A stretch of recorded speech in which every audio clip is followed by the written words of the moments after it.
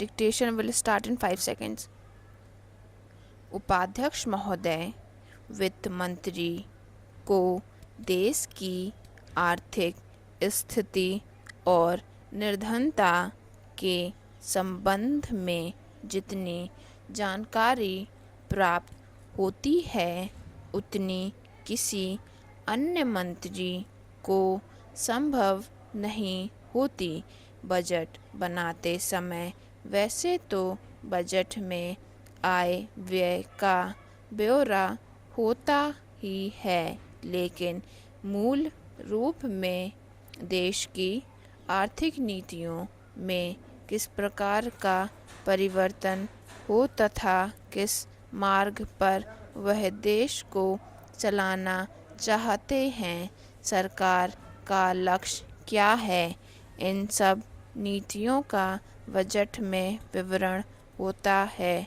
हमारे वित्त मंत्री चाहे जिस पद पर भी रहे हों, चाहे वे मुख्यमंत्री रहे हों या केंद्रीय सरकार में रहे हों, उन्होंने शानदार काम किया। जिस समय उन्होंने बजट प्रस्तुत किया उस समय देश को और विशेष रूप से गरीबों को उनसे बहुत सी आशाएं थीं। देश में लगभग 6 लाख गांव हैं। उनमें जो बेरोज़गारी है, गरीबी है, उसके संबंध में देश की जनता को उनसे बड़ी आशाएं थीं और जनता देखना चाहती थी कि इस अवसर पर सरकारी नीतियों के द्वारा देश को वे क्या मार्गदर्शन देना चाहते हैं। इस दृष्टि से 3 महत्वपूर्ण बातें इस समय देश के सामने थीं। देश का आर्थिक विकास तेजी से हो, अधिक लोगों को काम मिल सके और मूल्यों में स्थिरता आए। जहाँ तक इन 3 उद्देश्यों का संबंध है, हमने देखा कि उस ओर कुछ प्रयत्न हुए हैं।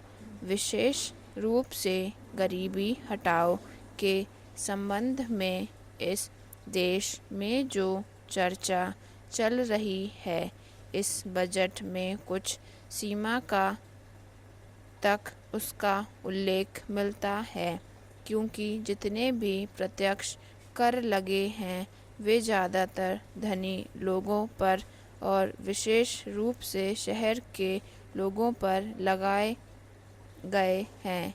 इस तरह से जो एक प्रकार की आर्थिक असमानता हमारे देश में चल रही है, उसको दूर करने का प्रयत्न अवश्य किया गया है।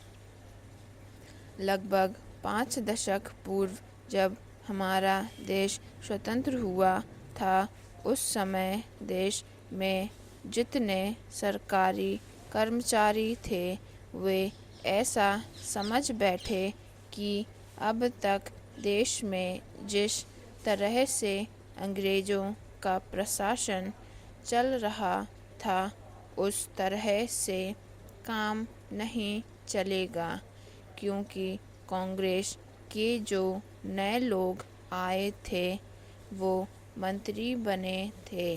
वे लोग धन के मामले में त्यागी आदमी हैं। धन से उनको मोह नहीं है, लेकिन बाद में उन्होंने देखा कि हमारे मंत्री लोग भी उसी तरह से शानदार जीवन पसंद करने लग गए हैं जिस तरह से अंग्रेज़ करते थे।